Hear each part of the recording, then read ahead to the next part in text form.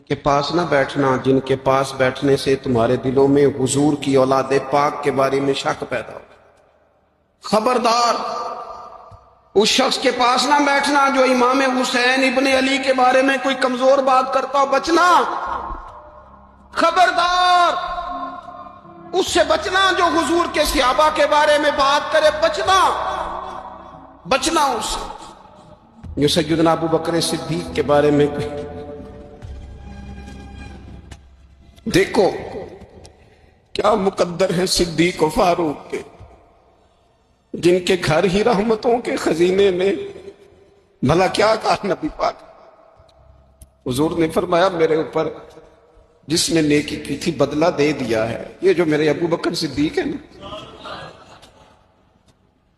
इनको मैं अल्लाह की बारगाह में ले जाऊंगा, कहूंगा मालिक तू ही बदला अता फरमा।